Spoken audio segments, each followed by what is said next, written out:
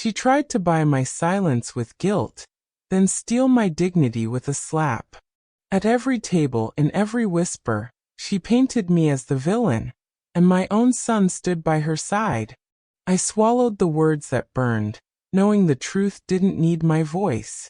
In the end, it wasn't my fight that broke her, it was her own reflection. Please subscribe my channel and like this video, and comment the name of your city so I can see how far our stories are reaching.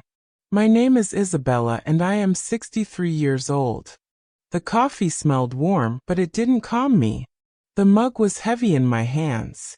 Emma sat across from me, perfectly straight, her eyes fixed. She slid a folded sheet across the table. The paper rasped against the wood. "This is for the venue," she said. 48,000. You'll be covering this, right? Her voice was light, almost polite. I blinked. "Excuse me." My hand stayed still on the mug. The ceramic felt hotter. Daniel sat beside her. He didn't look up from his coffee. His fingers drummed against the cup. Emma smiled, but it didn't reach her eyes. "It's the final payment. We thought it was best to just get it done." "We?" I asked. Her chin tilted slightly toward Daniel. He gave a half shrug. "I never agreed to this," I said. My voice was low, but it carried. The air between us seemed to tighten. Emma's lips pressed together, then curled again. "We assumed you'd want to contribute. I mean, it's your son's wedding." Daniel's chair creaked as he shifted. He still didn't speak. That silence, it pressed harder than her words. "Contribute, yes," I said. "Cover the entire thing?" "No. Not 48,000. Emma leaned back, crossing her arms. The scent of her perfume was sharp, almost sweet enough to sting. "I don't understand," she said. "Don't you have savings?" The question wasn't innocent. It was sharp-edged. Daniel glanced at me, then quickly away. I felt my chest tighten. "My savings aren't the point," I said. "I won't spend that on one day." Her smile slipped. "It's not just a day. It's our start as a couple." The emphasis on our felt deliberate. Daniel finally spoke, but his voice was faint. "Mom, maybe we can talk about it." "Talk about it?" I repeated. "She's already sent me the bill." Emma's eyes narrowed. "I'm just trying to make things easier. I thought you'd want it to be perfect." "For you," I said quietly. The sound of the fridge hum filled the pause. Even the clock seemed louder. "I'm not asking for a loan," she said. "I'm asking for a gift." I set my mug down slowly. "You're not asking, Emma. You're telling." Daniel rubbed the back of his neck. "Let's just." She cut him off. "It's tradition for the groom's family to help." "Help," I said. "Not go bankrupt." Her eyes hardened. I recognized that look. It meant she'd remember this moment. "I'll be honest," she said. "It feels like you don't want this wedding." I stared at her. "Don't twist this into something it's not." Daniel shifted again, his knee bumping the table. He still didn't defend me. "You could take some money from your retirement," Emma suggested. "It's just sitting there." Her tone was casual, but the words sliced. "That's for my future," I said.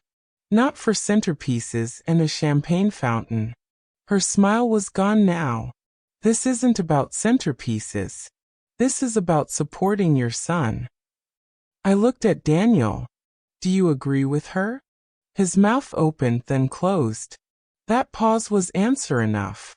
The kettle on the stove let out a soft hiss as it cooled. The kitchen felt smaller. "I can't and I won't pay that," I said. My voice didn't shake, but my hands did. Emma pushed the paper closer. Her fingernails tapped the total at the bottom. "It's already booked," she said. "Canceling would ruin everything." "That's not my problem," I replied. Her laugh was short, sharp. Of course it's not. Why would you care? Daniel muttered her name, but it was too soft to matter. I care about you, I said to him. I care about you not starting married life in debt. Emma scoffed. Debt? You wouldn't be in debt. You'd just have less money for whatever it is you spend it on. The insult was neat, wrapped in silk. I felt my face heat. You should go, I said finally. She stood, smoothing her blouse like she was brushing off dust. Daniel rose slowly, still avoiding my eyes. Think about it, Emma said, voice cool. For Daniel's sake. She walked toward the door, her heels clicking against the tile. Daniel followed, glancing back once. The sound of the door shutting echoed in the quiet. I stayed at the table, the invoice staring up at me. The coffee had gone cold. My hands stayed wrapped around the mug. Her words replayed in my head. Not the request, the assumption. And Daniel's silence. That cut deeper than anything she said. I knew she'd be back. Not with another request, something sharper. This was only the first blow. The next one would land harder. The restaurant buzzed with soft music and clinking glasses. I sat at the far end of the long table, the candles flickering in front of me. Emma's laugh floated over the chatter. It was sweet high, almost too perfect. She's too stingy to celebrate her own son's happiness, she said. Her tone was syrup, her smile wide. I froze mid-sip. The wine burned in my throat. The hum of the air conditioner seemed louder. Two of her friends leaned in, nodding. One covered her mouth to hide a smirk. They didn't know I was right behind them. Or maybe they did. Linda, my sister, caught my eye from across the table. Her fork hovered over her plate. Let it go, she mouthed. For Daniel's sake. The words hit like cold water. I forced my gaze to the breadbasket. Emma kept talking. It's not even about the money. It's the principle. I mean, who says no to their son's wedding? Her friends murmured something back, and they all laughed again. The sound was brittle, like glass underfoot. Daniel sat beside her, scrolling through his phone. Not once did he look my way. I set my fork down quietly. The silver clinked against the plate. Linda leaned toward me. Don't start anything here, she whispered. Her perfume, lavender and powder, settled between us. I'm not starting, I said under my breath. I could taste the bitterness in my mouth. Emma's voice carried again. It's fine though. We'll manage without her. She said her like I was a stranger. Linda gave me a look, sharp warning. I took a slow breath and reached for my water. Across the table, Emma's eyes flicked toward me for half a second. Her lips curved just enough to let me know she saw my reaction. The waiter arrived with another round of drinks. Emma's glass was filled first. To us, she said softly to her friends. Then louder to the whole table. Let's do a toast. She stood, glass raised. Her gold bracelet caught the light. I want to thank everyone who made this day possible, she said. Her gaze swept the room, skipping right over me.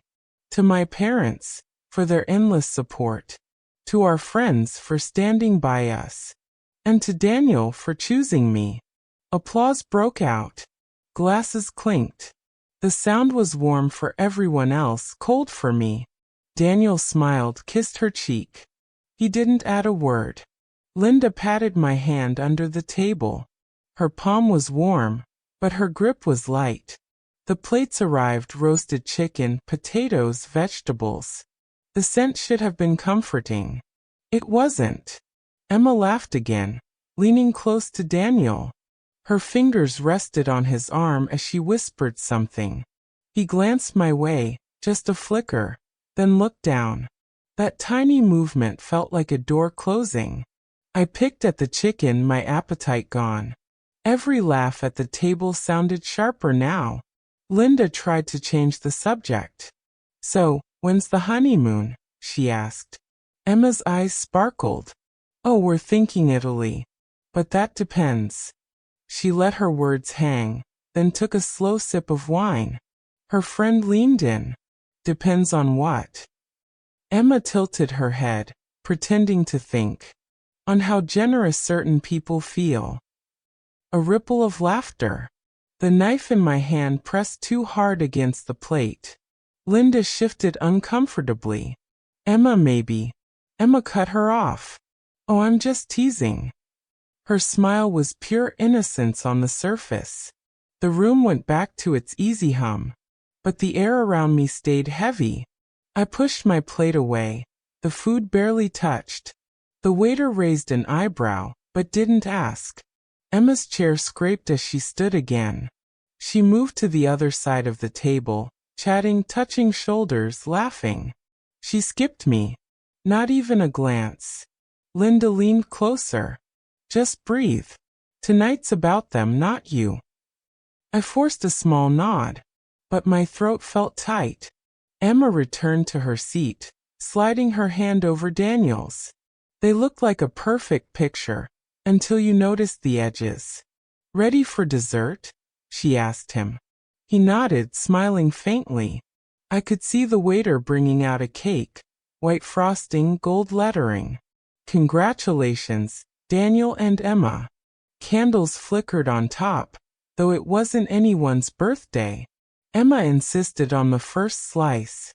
She fed Daniel a bite, everyone cheering. Then she passed plates around. When the cake reached me, there was no fork. I glanced at Emma. She was busy talking. The missing fork wasn't an accident. I sat back, letting the plate stay untouched. Linda noticed. Do you want mine? She whispered. No, I said quietly. I'm fine. The sweetness in the air turned cloying. After the cake, people began leaving the table, mingling near the bar.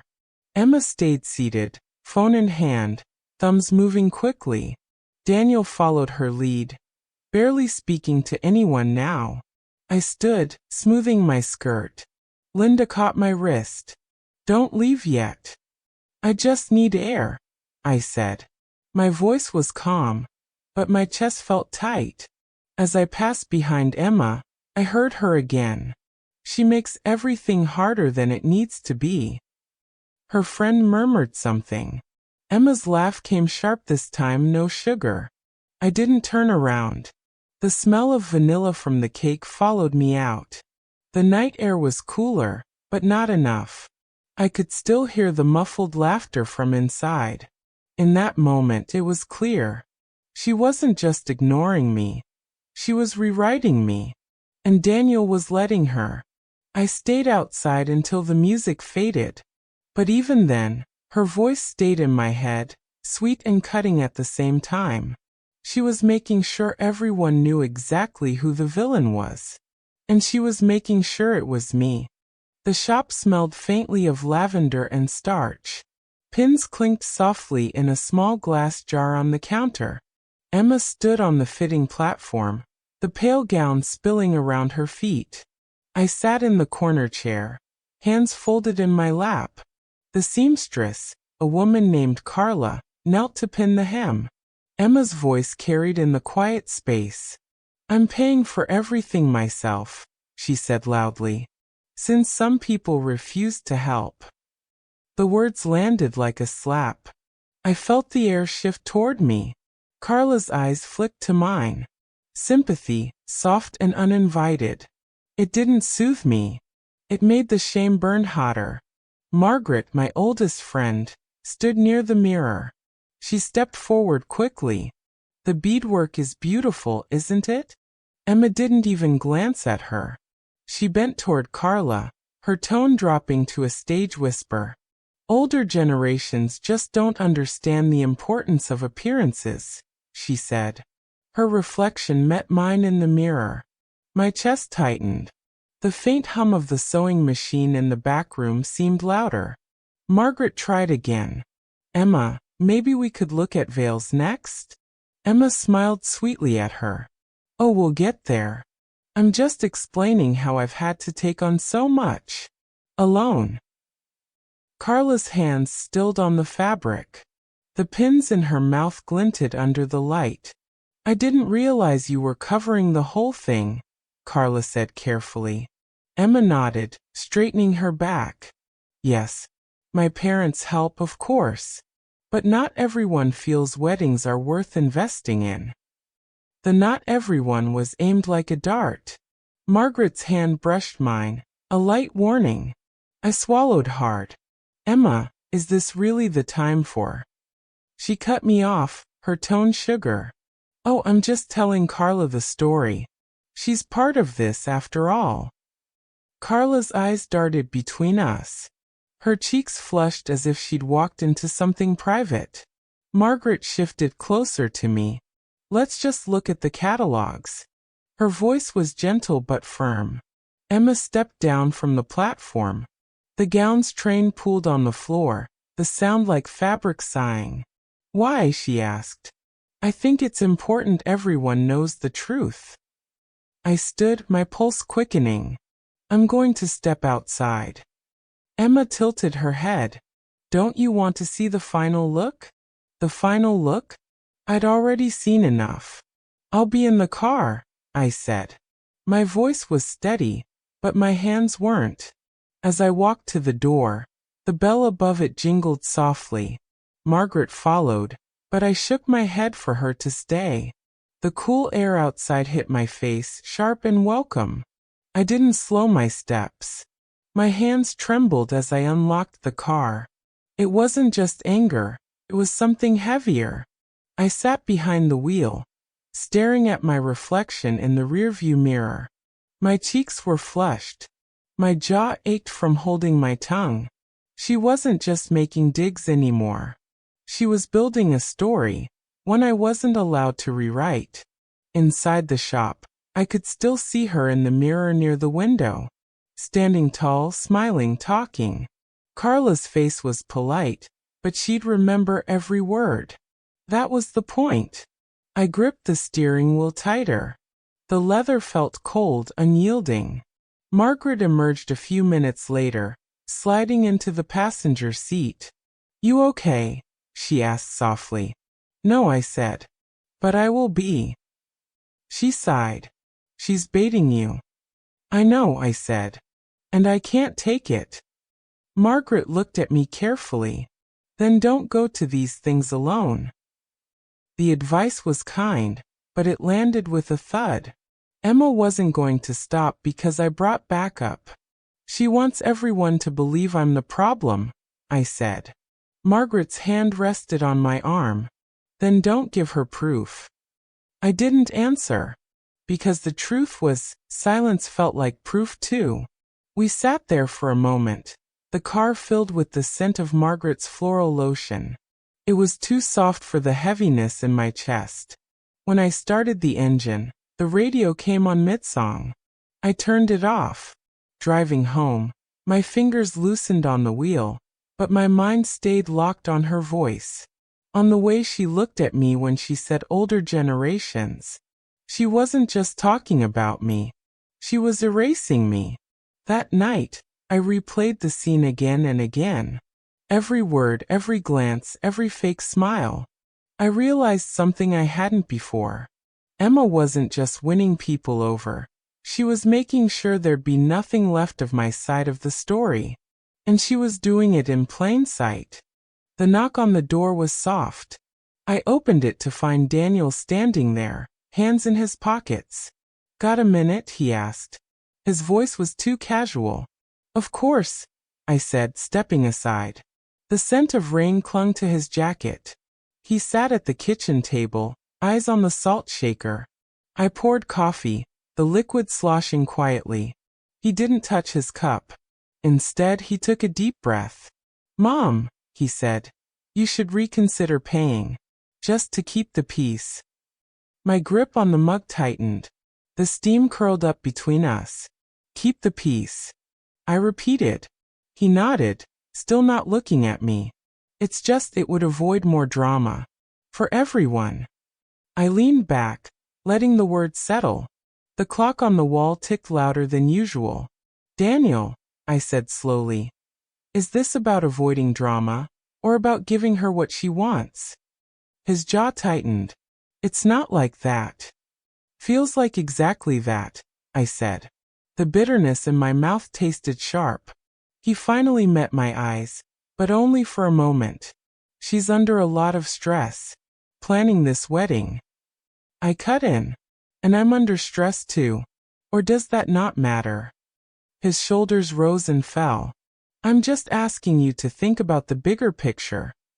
The bigger picture, I said. Meaning you two get the wedding you want, and I swallow my pride? He flinched slightly. Mom, please. It would mean a lot to Emma. There it was. Not to us. To Emma. I pushed my coffee away. You should go, I said. He sighed, standing slowly. I don't want this to come between us. It already has, I said. The words came out quieter than I intended. He left without finishing his coffee. The door closed with a muted click. That evening my phone rang. Sarah's name lit up the screen. Hi, I said cautiously. Hey, she said. Her tone was light, but rehearsed. I just had Emma over for tea. My stomach dropped. Oh, yeah, she went on. She told me about the wedding, and how you're hesitating to help. I pressed the phone tighter to my ear. The faint sound of her kids in the background made it feel even more surreal. Sarah, I said, this isn't about helping. It's about the amount. Well, she said, sometimes as parents we have to step up. For our kids' happiness. Her words stung more than she knew. Or maybe she did know. Did Mark say this too? I asked. He just thinks it's a shame to have tension over money, she replied. I could almost see Emma's smile as she poured tea in Sarah's kitchen. She was planting seeds in my own family's soil. Sarah, I said, this isn't your fight. I'm just saying, she added quickly. Don't let pride get in the way of your son's big day. I ended the call before I said something I'd regret. The silence in my house felt heavier after. I sat on the couch, staring at the framed family photo on the wall. It had been taken 5 years ago, before Emma, before all this. Back then, Mark had stood beside me at every family event. Now, he'd likely be nodding along to Emma's version of the story. The realization cut deep. This wasn't just about money anymore. She was pulling people to her side. One by one, she was closing the circle around me. Later that night, I called Margaret. Her voice was warm, steady. She's isolating you, she said after I told her everything.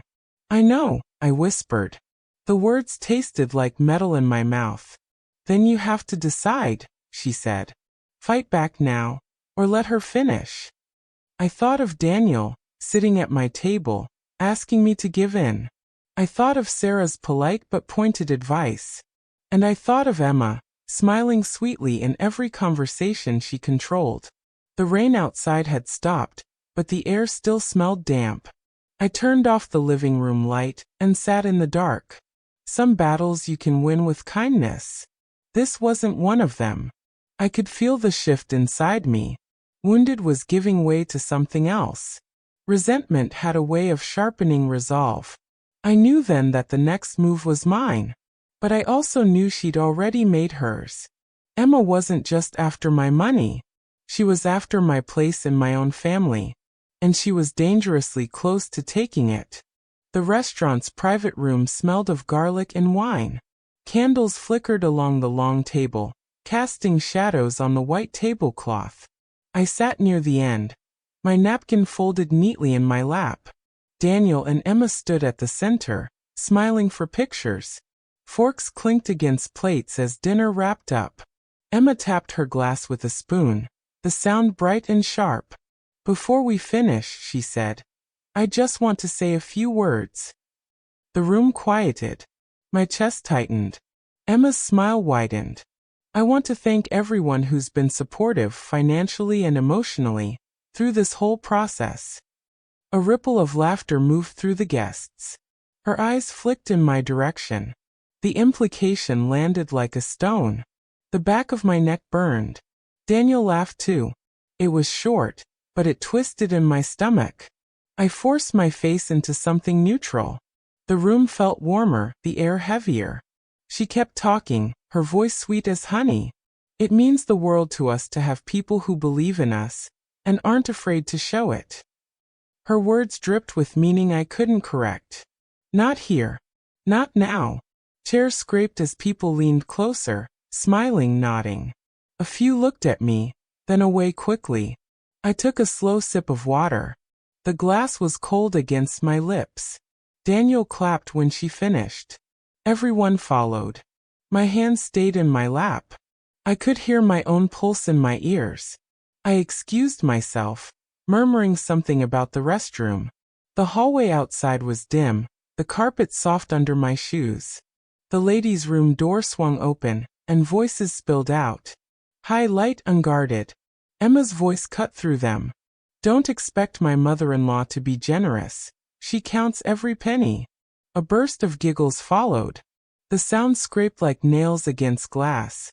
She actually told Daniel she wouldn't help with the venue, Emma continued. Can you imagine? Another voice chimed in. Guess we know who's not paying for the honeymoon. Laughter again, louder this time. I stood frozen, my hands still on the door. The scent of floral soap drifted out, cloying and sweet. My cheeks burned hot. I pushed the door open and stepped inside. The laughter stopped instantly. 3 bridesmaids turned toward the sinks, pretending to fix their hair. Emma met my eyes in the mirror. Her smile didn't falter. Oh, she said lightly. We were just talking about the seating chart. I moved to the far sink, turning on the tap. The water rushed loud, covering the silence. I kept my gaze on my reflection. Cheeks flushed, jaw tight. No words came. Not the ones I wanted, anyway. Emma's perfume lingered as she walked past me to the door. See you out there, she said, her voice floating back. The door closed behind them, leaving me alone. Only the hum of the vent filled the space. I stared at myself for a long moment. The harsh bathroom light caught every line on my face. This was exactly what she wanted. To push me until I broke. But I wouldn't give her that satisfaction. Not tonight. Not ever. I took a deep breath and straightened my shoulders. The cool water on my wrists helped steady me. When I stepped back into the hall, the sound of laughter from the dining room reached me again. It was muffled but still sharp enough to sting. Margaret spotted me as I returned to the table. You okay? She whispered. I'm fine, I said. My voice was steady now. Her eyes searched mine, but she didn't press. The music picked up again, covering the moment. Emma was across the room, leaning into Daniel, whispering something that made him smile. He didn't look at me. The plates were cleared. Dessert was served. I barely touched mine. I watched as Emma moved from guest to guest, touching shoulders, laughing. Every move was practiced, every glance calculated. She was weaving her story, thread by thread. And I was the villain in every version. When the evening finally wound down, I stayed in my seat as others said their goodbyes. Daniel came over last, hands in his pockets again. Thanks for coming, he said. I wouldn't have missed it, I replied. He smiled faintly. It means a lot to Emma. There it was again. Emma first, always. I nodded once. Good night, Mom, he said, leaning in for a brief hug. It felt more like formality than warmth. They left together, her hand hooked through his arm. She glanced back once, her eyes meeting mine for a split second. And then she smiled. I stayed at the empty table for a moment longer, my coffee gone cold. The candle beside me flickered and died. I promised myself one thing. If she wanted to drag me through the mud, she'd have to get her own hands dirty first. The dressing room smelled of hairspray and roses. I stood near the vanity, smoothing the skirt of my dress. The door clicked shut behind me. Emma stepped in, bouquet in one hand, an envelope in the other. She didn't smile. Here, she said, shoving the envelope into my hands. I glanced down. What is this? The paper felt heavy, deliberate. The final bill, she said. For the catering. 12,000. Her tone was clipped, almost businesslike. I looked at her. We've had this conversation. Things change, she said. Costs go up. I need it covered before the ceremony. I set the envelope on the vanity. I'm not paying it, Emma. Her eyes narrowed. You could. You just won't. I won't, I said. And I'm not going to argue about it again. She stepped closer, the scent of her perfume sharp. This is supposed to be the happiest day of my life. And you're ruining it. I felt my pulse in my ears. This is your choice, not mine. Her lip curled. You're unbelievable. I took a small step back. Emma, this isn't the time or the place. She laughed once, short, without humor. It's the perfect time. Maybe seeing you finally write a check will make you feel useful. Behind her, the bridesmaids were frozen in place. One held a curling iron midair, another gripped a hanger. I'm done, I said firmly. Enjoy your wedding. Her hand moved before I could process it. A sharp crack. My cheek burned instantly. The room went silent. Even the hum of the lights felt louder. I kept my hand at my side. Emma stood there, chest rising and falling. Her fingers twitched, like she realized too late what she'd done. In the doorway, Daniel appeared. He stopped, taking in the scene. My eyes met his. He didn't move. He didn't say a word. The bridesmaids stared at the floor. The photographer, halfway in the room, lifted the camera without thinking. A click. The sound cut through me sharper than the slap. That's enough, I said quietly. The heat in my cheeks spread down my neck. Emma straightened, smoothing her veil. You brought this on yourself. I glanced at Daniel again. His hands were in his pockets. His face unreadable. Say something, I told him. My voice was low, but it shook. He looked away. I don't want a scene, he said finally. A laugh escaped me, bitter, short. This is the scene, Daniel. The photographer stepped back, eyes wide, unsure whether to leave. The bridesmaids shuffled toward the opposite wall. Emma adjusted her bouquet. Get out of here, she said softly. You're ruining the pictures. The sting on my cheek throbbed in rhythm with my heartbeat. I picked up my purse from the chair. No one moved to stop me. Not my son. Not the women who'd just watched. I walked to the door, my heels clicking on the tile. As I passed Daniel, he shifted slightly, just enough to let me by. Mom, he started. I didn't slow. Save it. The hallway outside was cooler, quieter. The muffled laughter from the reception area drifted in, cruel in its normalcy. I stopped at the bathroom halfway down the hall. The mirror reflected the red mark across my cheek. A perfect outline of her hand. I touched it lightly. The skin was tender, but not as much as the space in my chest. Somewhere down the corridor, music started playing.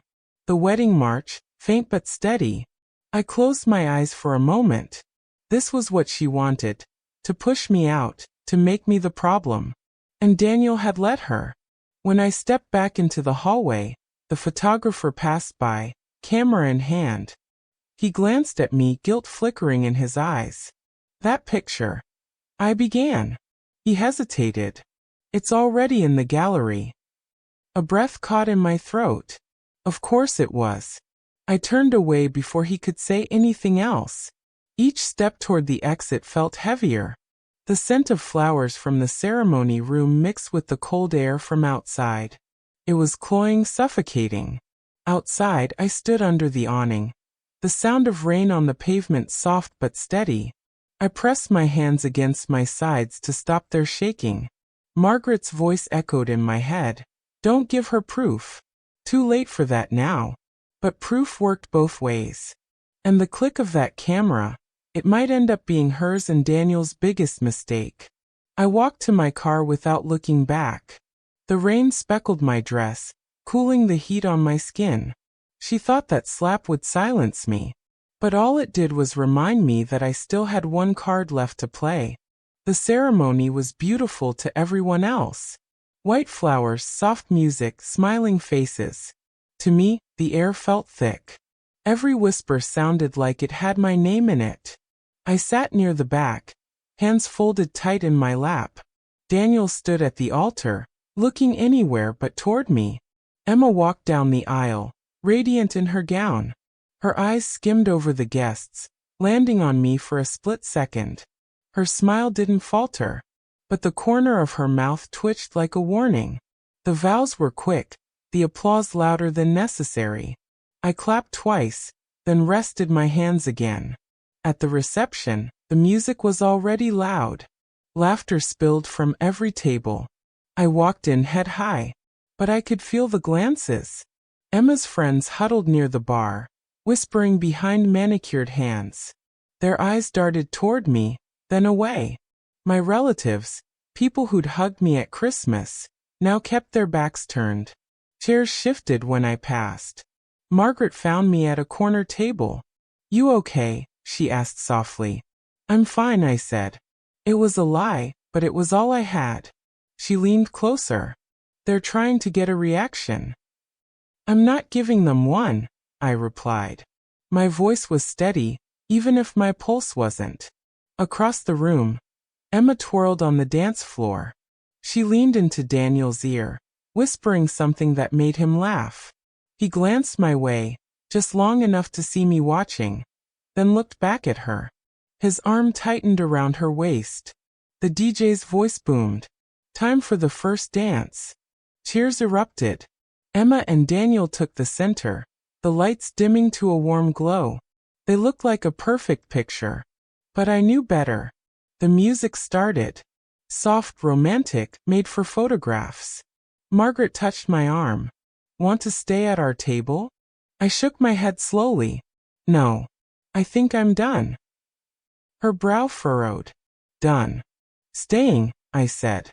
"Being the spectacle." She opened her mouth, but I was already standing. The hem of my dress brushed against my ankles. I slipped between tables, quiet, unnoticed by most. A few heads turned, enough to confirm I was being watched. The smell of champagne and roses followed me toward the exit.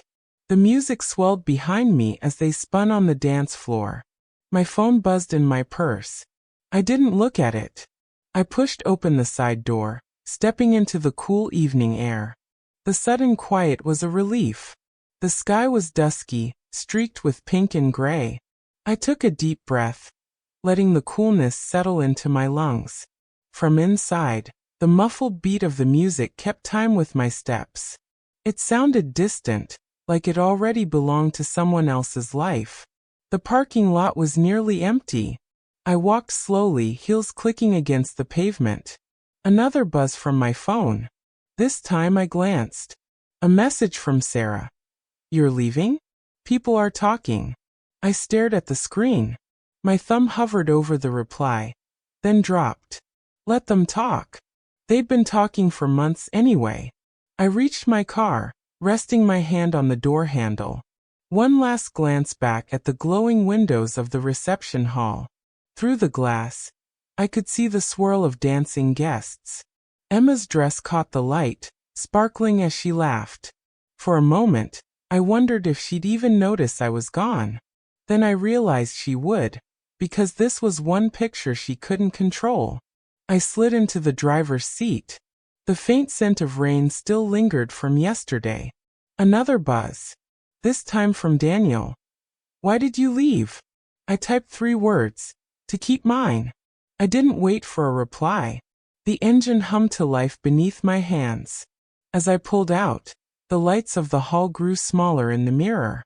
The further I drove, the lighter my chest felt. For months, I'd been standing in her shadow. Tonight I stepped out. The road stretched ahead, dark and open. I didn't know where I was going next. But for the first time in a long time, I knew I'd be the one choosing the direction. The first week after the wedding was silent. Daniel didn't call. He didn't visit. Instead, I heard from Linda. Emma's telling people you ruined her big day, she said. Her voice was careful, like she didn't want to start a fire. I leaned back in my chair. She's wasting her breath, I replied. Linda sighed. You know how people are. They'll believe the loudest voice. The smell of my coffee felt stronger than usual. Bitter, almost burnt. She can talk, I said. I'm not giving her more. By the second week, the stories had spread. At the grocery store, 2 women paused mid-aisle when they saw me. Their smiles were thin. One whispered, "That's her," as I passed. I didn't turn around. Later that night, Margaret called. She's telling people you refused to help them start their life, she said. She means I refused to pay her bills, I corrected. Margaret hesitated. There's more. Someone posted a picture. The sound in my kitchen seemed to fade. What picture? The slap, she said quietly. Someone caught it. It's everywhere. I sat down slowly, the chair creaking under me. Everywhere. I repeated. On Facebook. In the community group. People are talking. I closed my eyes for a moment. Of course they were talking. The next day Linda came over. She didn't bother with small talk. They're in debt, she said. I looked at her. Already? Her spending, Linda explained. She booked things she couldn't afford. The loans in Daniel's name. I felt something shift inside me. Not joy. Not pity. Something colder. She'll blame me for that too, I said. Linda hesitated. She already has. The calls started trickling in. An aunt I hadn't heard from in months. I'm sorry, she said. I believed what she said about you. A cousin messaged me. I didn't know the whole story. Even Sarah texted. I shouldn't have taken sides. I kept my responses short. Thank you. I understand. It's over. Because I wasn't going to explain myself anymore. I didn't need to. Margaret stopped by with a bag of groceries. She set them on the counter and leaned against it. People are seeing her for who she is, she said.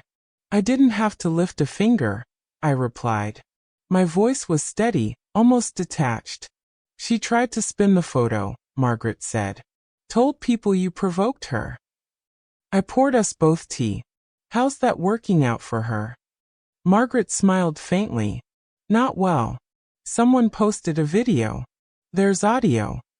I stirred my cup slowly, the spoon tapping the sides. She didn't think this through, I said. Emma still hadn't reached out. Neither had Daniel. That hurt more than I wanted to admit. But I wasn't chasing him. Not this time.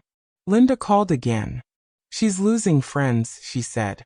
Even her bridesmaids are keeping their distance. I didn't ask why. I already knew.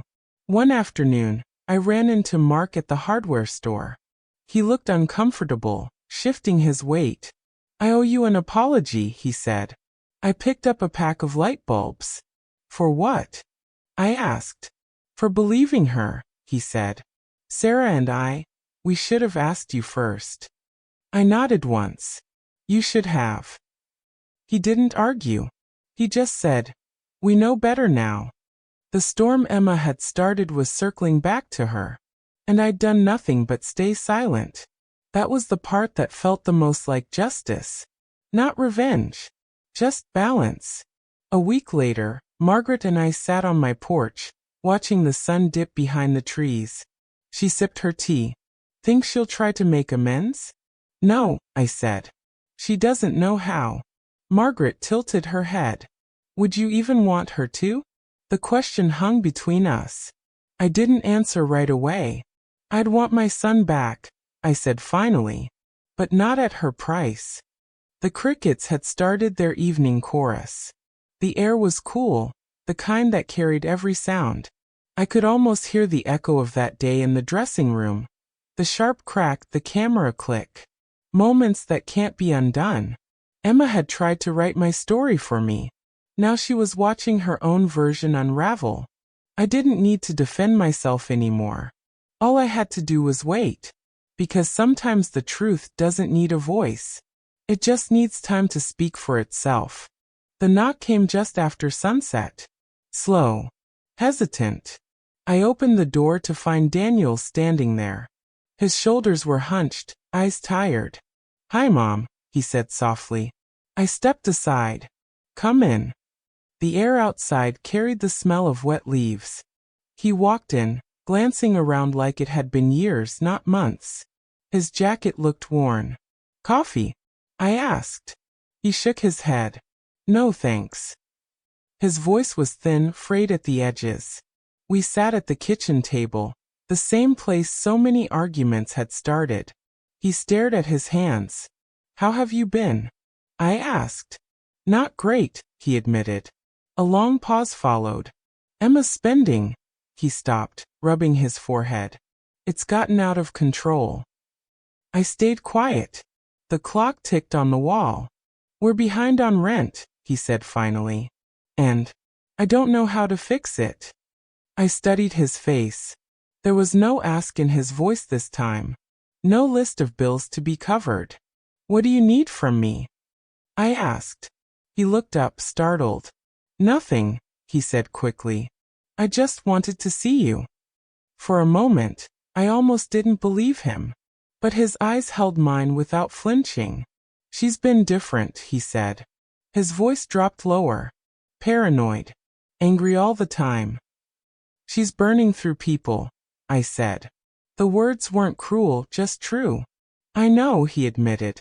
"Friends have stopped coming around. Even her family keeps their distance." I sipped my tea, letting the steam curl against my face. "She did that herself." He didn't argue. "That was new." "I heard about the picture," he said after a pause. I nodded once. "I know. She told everyone you provoked her," he said.